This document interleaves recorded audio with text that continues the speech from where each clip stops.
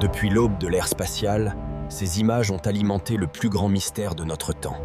Sommes-nous vraiment seuls dans l'univers? Route isolée du New Hampshire, aux États-Unis, un couple ordinaire, Betty et Barney Hill, rentre tranquillement chez lui après un voyage au Canada. Soudain, une lumière étrange apparaît dans le ciel, derrière leur voiture. D'abord lointaine, elle semble se rapprocher rapidement. Intrigués, les Hill s'arrêtent sur le bord de la route pour observer ce phénomène. À travers ses jumelles, Barney distingue un objet en forme de disque, silencieux, flottant dans le ciel. Il aperçoit même, à travers de petites fenêtres, des silhouettes humanoïdes qui semblent les regarder. Pris de panique, il court vers la voiture et redémarre. C'est à ce moment qu'un bourdonnement sourd résonne tout autour d'eux. La lumière les enveloppe, et le noir complet. Lorsqu'ils reprennent conscience, ils se trouvent déjà à plusieurs dizaines de kilomètres de là. 2 heures se sont écoulées, dont ils n'ont aucun souvenir. Dans les jours suivants, Betty est hantée par des cauchemars.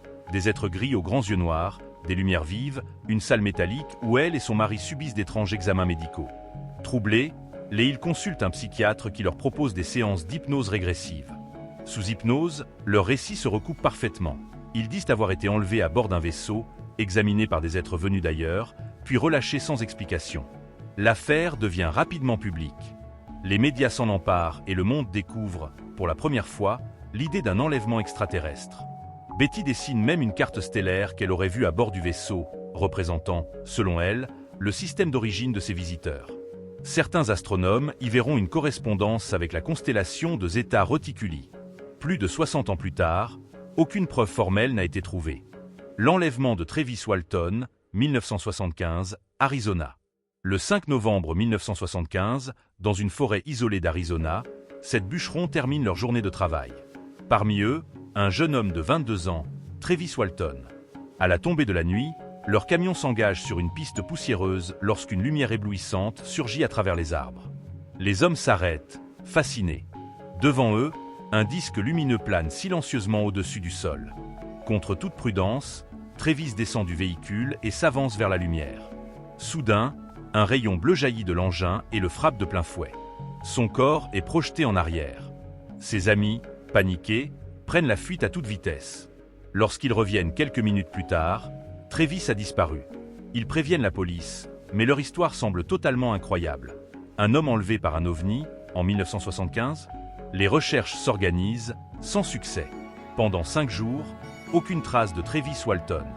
Puis, dans la nuit du 10 novembre, il réapparaît brusquement, hagard, affaibli et profondément choqué.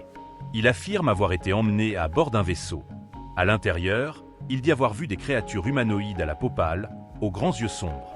Elle l'aurait observé, sans violence, avant de le ramener sur Terre, à quelques kilomètres du lieu de sa disparition. L'affaire fait le tour du monde. Les journalistes se ruent sur cette histoire d'enlèvement extraterrestre. Les enquêteurs examinent les témoins, tous soumis au détecteur de mensonges. Les résultats confirment leur récit. Pourtant, aucune preuve matérielle ne viendra jamais étayer cette étrange aventure. Pour certains, Travis Walton a vécu l'expérience la plus marquante de l'histoire moderne de l'ufologie. Pour d'autres, ce n'est qu'une supercherie savamment orchestrée. Près de 50 ans plus tard, l'affaire demeure un mystère. Était-ce un canular? Une hallucination collective? Jean Wolski et l'affaire d'Émile Saint, 1978, Pologne. Nous sommes le 10 mai 1978, dans un petit village tranquille du nom d'Émile Saint, en Pologne de l'Est. Ce matin-là, un fermier de 71 ans, Jean Wolski, rentre chez lui sur sa charrette, tiré par 2 chevaux. Le soleil se lève à peine, l'air est calme, la route de terre est encore humide de rosée. Soudain, il aperçoit 2 silhouettes étranges qui marchent sur le chemin, juste devant lui. Elles sont de taille humaine, vêtues de combinaisons vertes moulantes, le visage légèrement verdâtre, les yeux inclinés, sans pupilles visibles. Sans un mot, les 2 êtres montent à l'arrière de sa charrette et lui font signe d'avancer. Jean, intrigué mais pas effrayé, obéit. Quelques minutes plus tard, ils arrivent devant un grand objet métallique suspendu à quelques mètres du sol. L'engin, de forme ovale, semble flotter silencieusement. Une rampe s'abaisse et les êtres invitent Wolski à monter à bord. À l'intérieur, tout est d'un métal lisse, sans couture ni bruit. Jean aperçoit plusieurs créatures semblables, occupées à manipuler des appareils inconnus. L'une d'elles lui fait signe d'entrer dans une sorte de cabine translucide. Wolski raconte qu'ils ont examiné son corps à distance, sans le toucher, puis lui ont indiqué de repartir calmement. Il descend de l'appareil, qui s'élève alors lentement dans le ciel avant de disparaître sans un son. De retour au village, Jean Wolski raconte son expérience à ses voisins, stupéfaits. Les enquêteurs polonais, intrigués par la sincérité du vieil homme, enregistrent son témoignage et fouillent les lieux, sans trouver de traces tangibles. L'histoire se répand dans tout le pays. Pour certains, c'est l'un des récits les plus crédibles jamais rapportés en Europe de l'Est. Pour d'autres, une hallucination d'un fermier fatigué. L'affaire Kelly, Hopkinsville, 1955, Kentucky. Nous sommes le 21 août 1955, dans la campagne du Kentucky, aux États-Unis. Ce soir-là, la famille Sutton reçoit la visite d'un ami, Billy Ray Taylor. La chaleur est lourde, le ciel sombre, et la ferme isolée du petit hameau de Kelly semble plongée dans un silence étrange. Vers 19 h, Billy Ray sort chercher de l'eau au puits lorsqu'il aperçoit une lumière brillante traverser le ciel. Il jure avoir vu un objet métallique descendre derrière les bois. Les autres rient, pensant à une étoile filante. Mais quelques minutes plus tard, des bruits bizarres retentissent dehors. Les chiens aboient, les poules s'agitent. Quelque chose approche de la maison. En ouvrant la porte, les Sutton distinguent de petites créatures étranges, d'environ 1 mètre de haut, avec de grandes oreilles pointues, des bras longs et des yeux brillants qui reflètent la lumière comme des miroirs. Elles avancent lentement, les mains levées, comme pour montrer qu'elles ne sont pas menaçantes. Pris de panique, les hommes saisissent leurs fusils et tirent. Les balles semblent atteindre les créatures, mais elles ne tombent pas. Elles reculent simplement, puis reviennent quelques minutes plus tard, comme insensibles au tir. Pendant plus de 3 heures, la ferme est assiégée. Les Sutton barricadent les fenêtres, tirent encore et encore, tandis que les petits êtres glissent le long du toit ou se cachent derrière les arbres. Finalement, vers 3 heures du matin, la famille profite d'un moment de calme pour s'enfuir en voiture jusqu'à la police de Hopkinsville. Les forces de l'ordre se rendent sur place, accompagnés de journalistes. Ils trouvent des impacts de balles partout, des fenêtres brisées, des traces d'effroi évidentes. Mais aucune trace des mystérieuses créatures. Dans les jours qui suivent, l'affaire fait la une des journaux américains. Certains parlent d'aliens, d'autres de singes échappés d'un cirque, ou même de chouettes. L'affaire Zanfretta, 1978-1981, Italie.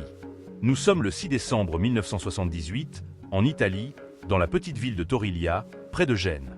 Il est presque minuit lorsque Pier Fortunato Zanfretta, un agent de sécurité de 30 ans, patrouille seul dans sa voiture à travers les collines sombres de la région. Soudain, il aperçoit des lumières puissantes derrière une villa isolée. Pensant à des cambrioleurs, il s'arrête et s'approche prudemment, lampe torche à la main. Mais ce qu'il découvre va le marquer à jamais. Devant lui se dressent 2 êtres gigantesques, hauts de plus de 2,50 m, à la peau grise et écailleuse, les yeux jaunes et brillants comme des lampes.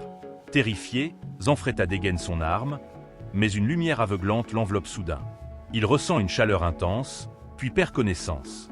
Quelques minutes plus tard, ses collègues le retrouvent gisant au sol, sa radio encore ouverte, le visage figé de terreur. Lorsqu'il reprend ses esprits, il est en état de choc, incapable d'expliquer ce qu'il a vu. Les jours suivants, sous hypnose, il décrit en détail son enlèvement. Il aurait été transporté à bord d'un vaisseau, examiné par ces créatures massives venues d'une planète appelée Titonia. Il raconte qu'elle lui aurait parlé, lui montrant des visions d'un futur où l'humanité serait en danger à cause de sa propre violence. L'affaire Zanfretta ne s'arrête pas là. Entre 1978 et 1981, 4 autres enlèvements présumés sont rapportés par le même homme. À chaque fois, les témoins le retrouvent dans un état de stupeur, parfois avec des marques étranges sur le corps ou des traces circulaires sur le sol. La police italienne prend l'affaire très au sérieux. Les enregistrements radio prouvent qu'il appelait réellement ses collègues, paniqués, pendant ces rencontres. Aucun indice de fraude ou de mensonge ne sera jamais établi. Aujourd'hui encore, Zanfretta maintient la même version des faits. Il dit n'avoir jamais menti.